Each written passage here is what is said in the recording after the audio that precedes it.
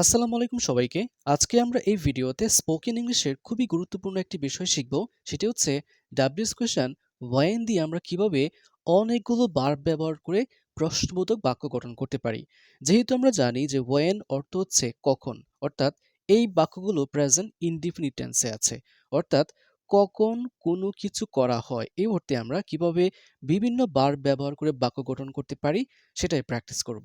যেমন when do you come, এখানে কাম অর্থ হচ্ছে আসা। ওয়েন ডু ইউ কাম, এই কাম হচ্ছে এখানে বি ওয়ান। তাহলে ওয়েন ডু ইউ কাম, তুমি কখন আসো। ওয়েন ডু ইউ গো, তুমি কখন যাও। ওয়েন ডু ইউ ওয়াক, তুমি কখন হাঁটো।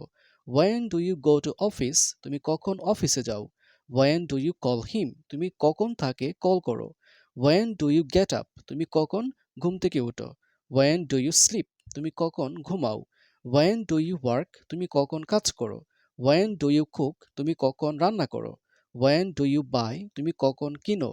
ওয়েন ডু ইউ অ্যাপ্লাই, তুমি কখন আবেদন করো। ওয়েন ডু ইউ চেক, তুমি কখন চেক করো। ওয়েন ডু ইউ এক্সারসাইজ, তুমি কখন ব্যায়াম করো। ওয়েন ডু ইউ গিভ, তুমি কখন দাও। ওয়েন ডু ইউ কাম, তুমি কখন আসো।